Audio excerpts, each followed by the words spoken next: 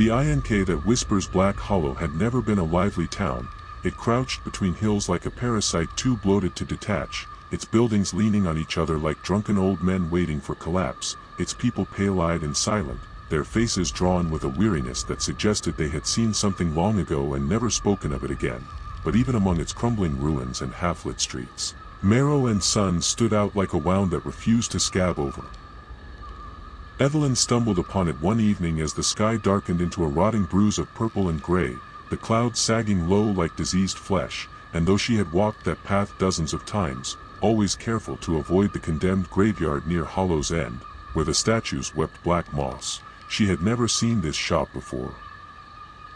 A narrow, malignant-looking building, wedged between two others as though it had clawed its way into existence, its slanted roof hunched like a broken neck and its warped wooden sign creaking in a wind that hadn't stirred a single tree leaf on the street.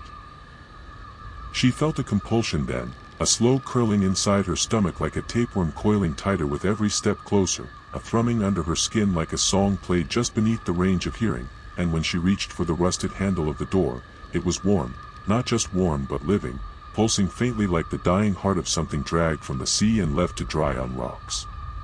The bell above the door didn't ring, it screamed, high and brittle, like glass grinding against bone.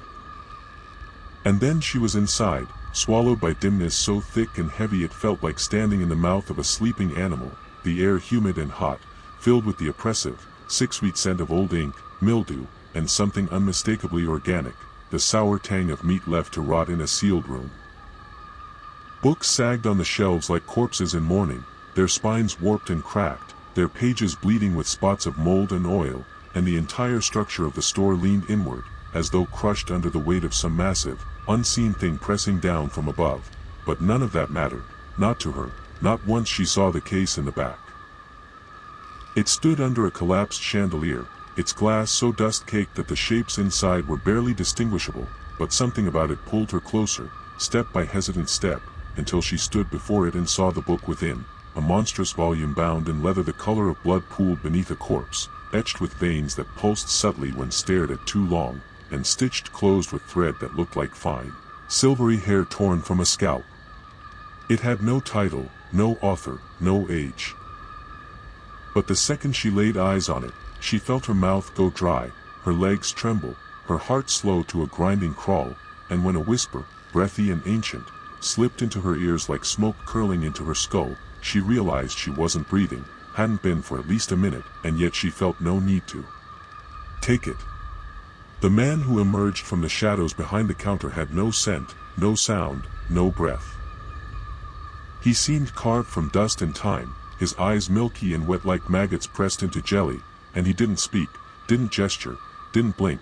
He simply opened the case with hands that cracked like brittle parchment and wrapped the book in paper that felt waxy and warm, slick with something that transferred to her fingers and would not wash away. He handed it to her. She left, feeling the air grow colder the moment the door closed behind her, the world outside suddenly too quiet, too still, as though the street had been waiting for her return. She didn't look back. She should have.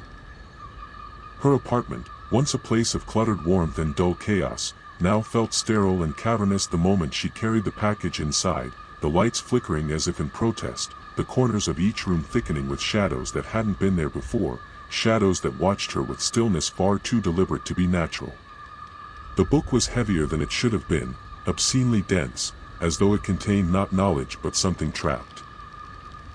And as she unwrapped the paper, which peeled away with a wet squelch, she saw that the cover now glistened slightly, as though freshly oiled or sweating, the binding stitches twitching gently in time with her own breathing, sinking, mimicking, learning. There was a smell, stronger now.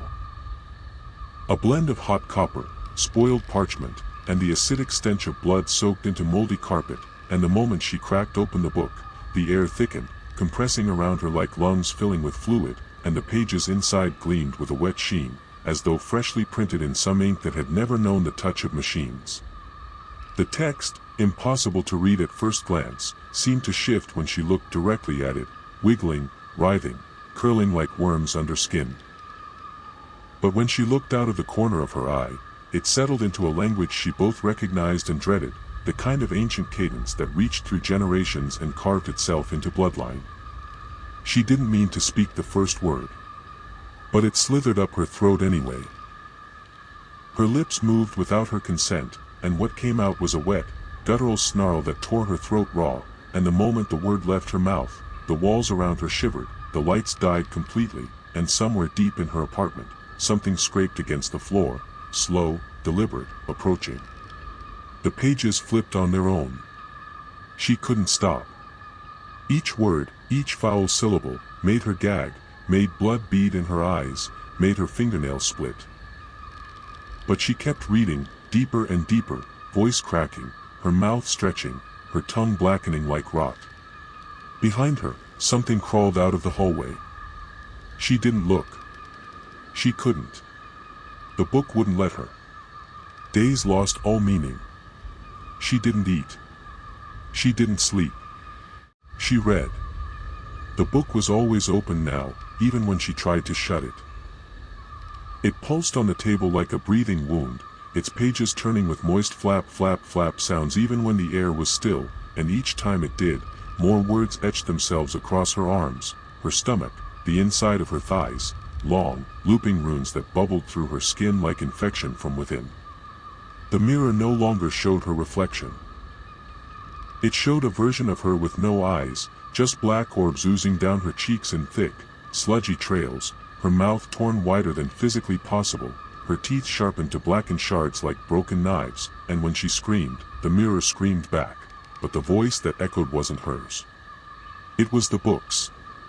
The apartment grew colder, fouler. Flies emerged from the drains in black clouds, tiny bodies twitching, wings wet, eyes milk-white, and they formed shapes on the ceiling. Sigils, circles, an eye with too many lashes, bleeding. Sometimes, in the night, she felt the book move beneath the bed. Sometimes, it wasn't the book. Sometimes, it climbed into the bed with her. She never saw it, but she felt it, cold limbs like ink-drenched rope slithering around her waist, up her spine, whispering in her ear with a voice that sounded like her mother if her mother were rotting and underwater, and it told her truths. How the ink was alive, how it needed her, how it had chosen her from the very beginning. She tried to burn it. The fire screamed. The eighth night, she woke to find the apartment flooded. But it wasn't water. It was ink, thick, syrupy, warm ink rising from the floorboards, seeping from the outlets, from the cracks in the ceiling, dragging itself in heaving tides across the floor, and in it floated teeth, human teeth, dozens of them, still slick with gum tissue.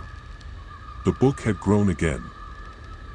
Now the size of a dinner table, its pages warped and veined, breathing in and out with visible heaves, and from its spine rose tendrils, black and twitching, some tipped with eyes, some with mouths that whispered constantly, even when closed. She tried to leave. The hallway never ended. She ran for hours. She passed her front door 12 times. The 12th time, it was open, and inside stood the thing that had been watching her for days. A towering, eyeless thing stitched from wet paper and teeth, its mouth gaping wide enough to swallow her whole, its fingers tipped in pens sharpened to bone, ink pouring from its wounds like pus. It didn't move.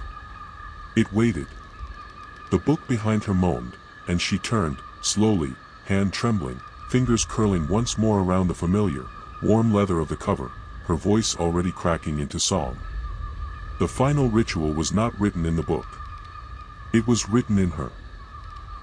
Etched into her brain like trauma, it rose unbidden, and when she spoke the last phrase, the apartment shattered, the floor split open into a mouth that screamed without sound, the walls peeled back like flesh torn from ribs, and the ink erupted from the book in an eruption of tendrils and faces, each one screaming in agony as they tore through her furniture, her walls, her body. She did not resist. She opened her arms. The ink entered her, filled her, replaced her blood, her thoughts, her name, and as her bones bent backward and her jaw dislocated with a wet crunch, her eyes popped like grapes, leaking down her cheeks in greasy trails, and still, she kept reading, voice now deep and wrong, eternal. When the police broke in a week later, they found only an empty apartment, a massive black stain on the floor that smelled like copper and salt and something ancient, and a single book in the center. Pages closed, spine still breathing. When they opened it, the first page was no longer blank. It had a name. Evelyn Harrow, and below that, next.